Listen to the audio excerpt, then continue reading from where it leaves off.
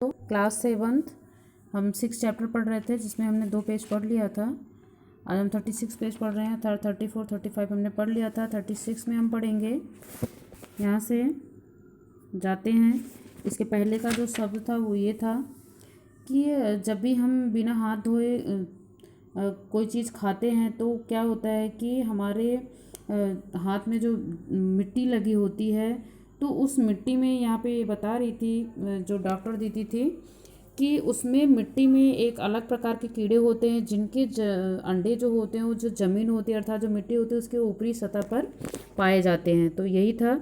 इसके आगे, इन अंडों से उत्पन्न हुए लार्वे त्वचा के रास्ते शरीर में प्रवेश कर आंतों में अपना घर बना लेते हैं।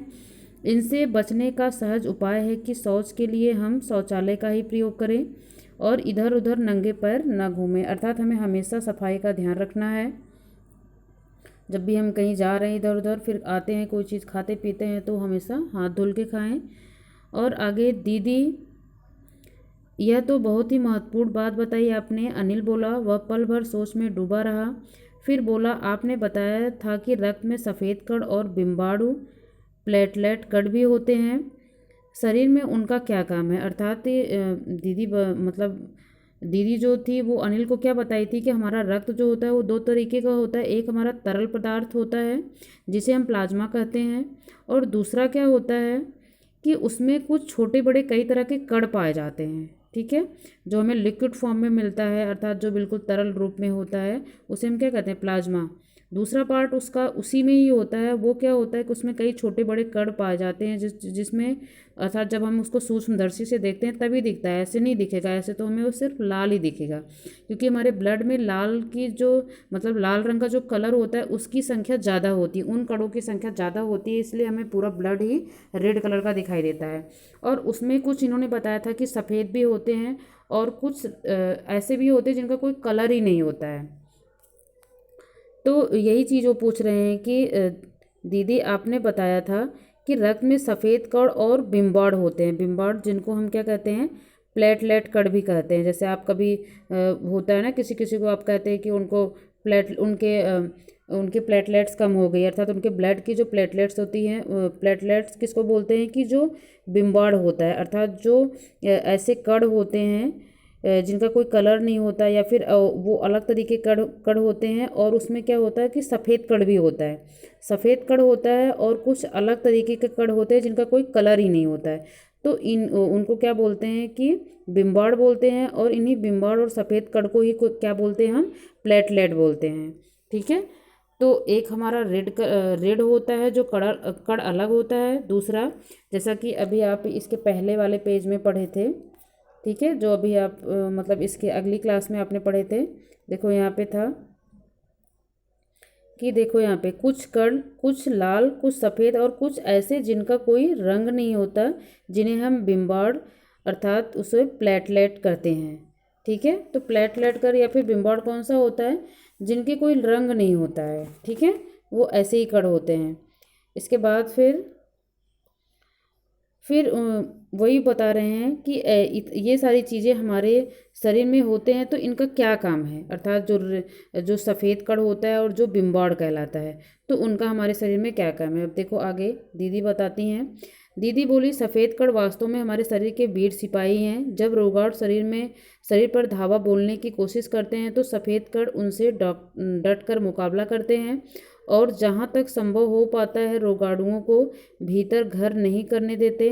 बस संक्षेप में ये मान लो कि ये बहुत से रोगों से हमारी रक्षा करते हैं। अर्थात उन्होंने बताया कि जो हमारे सफ़ेद कण होते हैं वो वास्तव में क्या होते हैं? हमारे शरीर के वीर सिपाही होते हैं। अर्थात वो हमारी इम्यूनिटी पावर को स्ट्रॉन्ग करता है। अर्थात वही हमारा क्या होता है? इम्यूनिटी पावर, उसी को बोलते हैं जो हमारा सफ़ेद कण होता है।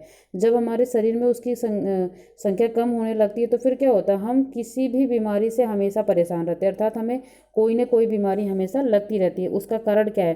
क्योंकि हमारे इन्वायरमेंट में इतने तरीके के मतलब कि इतने तरीके के कीटाणु होते हैं जो हमारी इन्वायरमेंट में हमेशा घूमते रहते हैं, या फिर इतनी जनसंख्या, इतने लोग हैं जिनको तरह तरह की बीमारियां हैं, जो कि कुछ बीमारियां ऐसी होती हैं जो सांसों से फैल जाती हैं। तो फिर क्या होता है, वो सारे कण या वो सारे जीवाणु हमारी इन्वायरमेंट में हमेशा घूमते रहते हैं और हम सांस के द्वारा उनको अपने अंदर ले जाते हैं। तो जब आप ये सोचिए कि जब हमारे अंदर इस चीज़ की कमी रहेगी तो फिर क्या होगा, कोई भी रोगाणु हमारे शरीर को रोगी बना सकता है।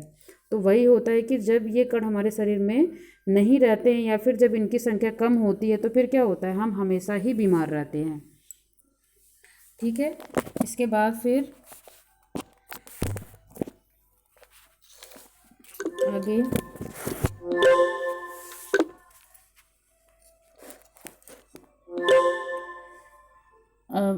आगे फिर हम पढ़ेंगे।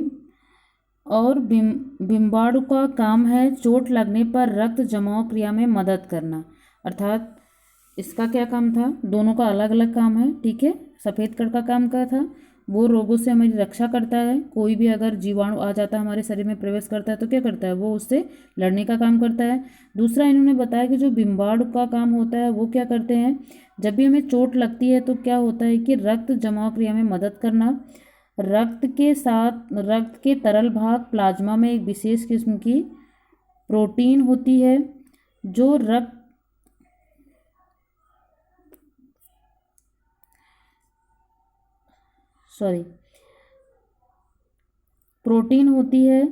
रक्त वाहिका की कटी फटी दीवार में मकड़ी के जाले के समान एक जाला बुन देती है। बिम्बाणु इस जाले से चिपक जाते हैं और इस तरह की दीवार में आई दरार भर जाती है, जिससे रक्त बाहर निकलना बंद हो जाता है। अब इन्होंने क्या बताया कि जो हमारा प्लाज्मा है, अर्थात जो लिक्विड चीज़ें हैं हमारी, ब्लड जो होता है हमारा क्या होता है, जो तरल होता है, तो तरल पदार्थ में क्या होता है, एक विशेष प्रकार की प्रोटीन होती है।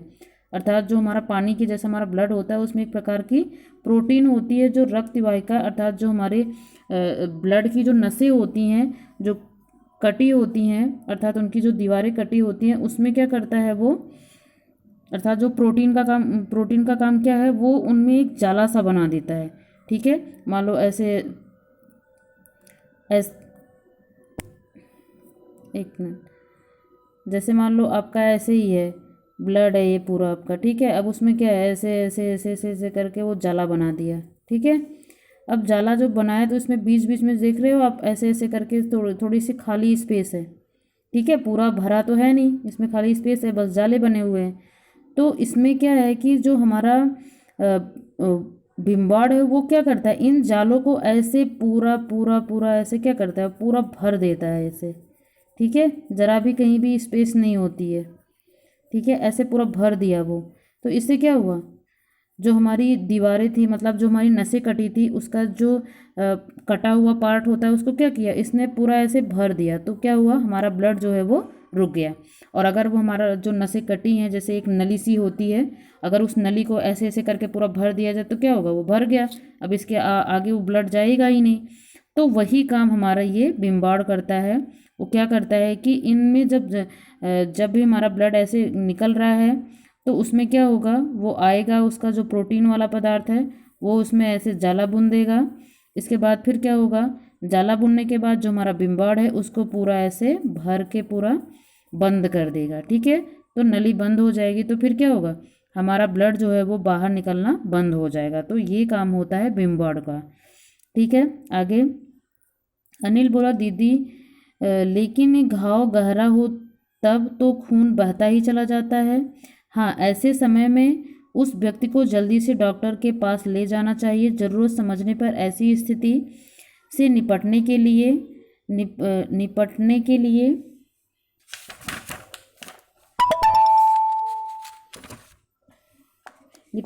लिए उस लगे हुए पार्ट पे, अर्थात यहाँ का जो पार्ट है आपका, ये सब कट गया है यहाँ के अक्षर, निपटने के लिए उस पे क्या होता है कि हम जहाँ पे जो जिस पार्ट में लगा होता है उस पे क्या करते हैं, फिर हम एक कपड़ा सा, मतलब कि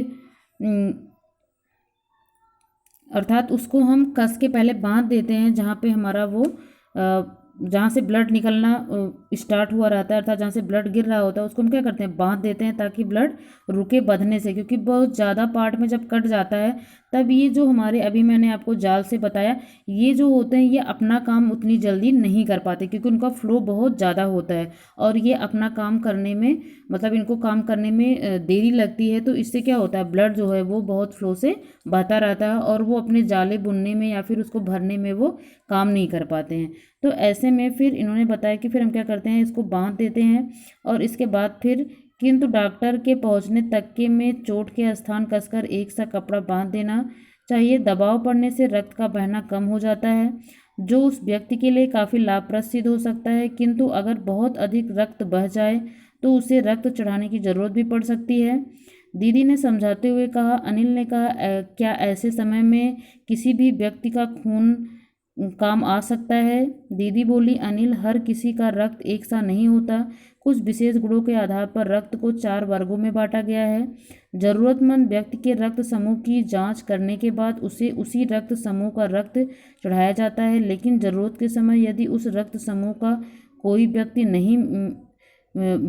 मिले ही नहीं तब? अनिल ने पूछा।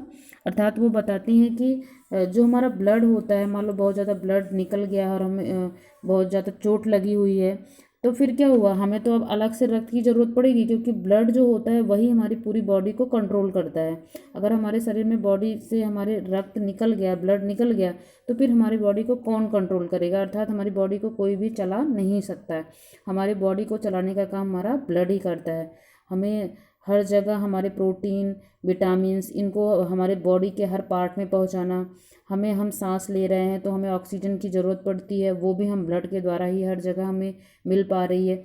तो ये सारी चीज़ें हमारे शरीर को पूरा मेंटेन करने का काम क्या करता है? ब्लड। और जब उसी की कमी हो गई तो फिर हमारे शरीर को मेंटेन कौन करेगा? तो यही उन्होंने बताया कि जब ऐसे समय में क्या होता है, जब बहुत ज़्यादा हमारे शरीर से ब्लड निकल जाता है चोट लगने की वजह से, तो फिर क्या होता है, हमें अलग से ब्लड की ज़रूरत पड़ती है। जो कि इन्होंने बताया कि हर किसी को ब्लड हर कोई आदमी नहीं दे सकता, अर्थात हर किसी का ब्लड हर किसी के आदमी से मैच नहीं होता है, क्योंकि हमारे ब्लड ग्रुप भी अलग अलग होते हैं। 3-4 किस्म के हमारे ब्लड ग्रुप होते हैं जो कि अलग तरीके के होते हैं। अगर आप साइंस पढ़ोगे तो उसमें आप ब्लड के बारे में और डिटेल में पढ़ोगे, तो वही होता है कि जिस ग्रुप का ब्लड जिस व्यक्ति को मैच करता है वही ब्लड उसको चढ़ाया जाता है। हर किसी का ब्लड नहीं चढ़ाया जा सकता, ये उन्होंने बताया। आगे, ऐसी परिस्थिति के लिए ही ब्लड बैंक बनाए गए हैं। प्रायः हर बड़े अस्पताल में इस तरह के रक्त बैंक होते हैं जहां सभी प्रकार के रक्त समूह का रक्त तैयार रखा जाता है, किंतु इन ब्लड बैंकों में रक्त का भंडार सुरक्षित रहे, इसके लिए यह आवश्यक है कि हम समय समय पर रक्तदान करते रहें। दीदी ने कहा, क्या मैं भी रक्तदान कर सकता हूँ? अनिल ने पूछा। नहीं, अभी तुम छोटे हो। 18 वर्ष से अधिक उम्र के स्वस्थ व्यक्ति ही रक्तदान कर सकते हैं, अर्थात हर कोई व्यक्ति रक्तदान नहीं कर सकता। इन्होंने बताया कि जो स्वस्थ व्यक्ति होगा, अर्थात जिसको कोई रोग नहीं होता है और वो 18 साल की जो आयु होती है उसको कंप्लीट कर चुका होता है, अर्थात उससे ज़्यादा हो जाता है, तब जाके वो ब्लड को दान कर सकता है, अर्थात रक्तदान कर सकता है। ठीक है, आगे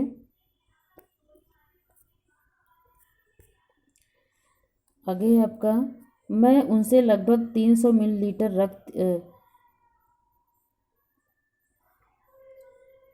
एक समय में, सॉरी यहाँ पे उस पेज पे था, उन्होंने बताया कि एक समय में उनसे लगभग 300 मिलीलीटर रक्त ही लिया जाता है, अर्थात किसी की व्यक्ति की बॉडी से एक बार में से 300 मिलीलीटर ही रक्त निकाला जाता है, उससे ज़्यादा नहीं निकाला जाता, क्योंकि अगर उससे ज़्यादा निकाला जाएगा तो उसकी बॉडी में ब्लड का जो रिकवरिंग है वो नहीं हो पाएगा। अर्थात एक बार में व्यक्ति अगर 300 मिलीलीटर ब्लड हम निकाल भी लेते हैं किसी के शरीर से तो उसको कोई फ़र्क नहीं पड़ता है, लेकिन अगर इससे ज़्यादा निकालेंगे तो फिर वो उसकी जो बॉडी है वो कवर नहीं कर पाएगी, क्योंकि उसकी बॉडी को भी तो ज़रूरत होती रहती है। इसलिए प्रायः यह समझा जाता है कि रक्तदान करने से कमजोरी हो जाएगी, किंतु यह विचार बिल्कुल निराधार है। अर्थात बताती हैं दीदी कि लोग ऐसा कहते हैं कि रक्तदान अगर हम करते हैं तो हम कमज़ोर हो जाते हैं, लेकिन ये बिल्कुल ही गलत है। आगे, हमारा शरीर इतना रक्त तो कुछ ही दिनों में बना लेता है। वैसे भी हमारे शरीर में लगभग 5 लीटर खून होता है। इसमें से यदि कुछ रक्त किसी ज़रूरतमंद व्यक्ति के लिए जीवन दान बन जाए तो इससे बड़ी बात क्या होगी? दीदी समझाते हुए बोली, फिर तो बड़ा बड़ा होने पर मैं नियमित रूप से रक्तदान किया करूँगा, अनिल ने कहा। शाबाश अनिल, डॉक्टर दीदी ने अनिल की पीठ ठोकते हुए कहा। अर्थात उन्होंने कहा बहुत अच्छी बात है कि आप बड़े होके रक्तदान करते रहोगे। तो यहाँ पे आपको ब्लड के बारे में और ब्लड के महत्व के बारे में बताया गया था कि हमें हमारे ब्लड में क्या क्या कैसे कैसे कण होते हैं, किसकी कमी से हमें क्या रोग हो जाता है और हमें अपने ब्लड को बनाए रखने के लिए क्या करना चाहिए। तो इन सारी चीज़ों के बारे में आप जानकारी ली और मैं आशा करती हूँ कि आपको समझ में भी आया होगा। लेकिन ये है कि आपको चैप्टर को ध्यान से रीड करना है, इसके बाद ये सारी चीज़ें आपको अच्छे से समझ में आएगी। आज के लिए इतना ही, धन्यवाद।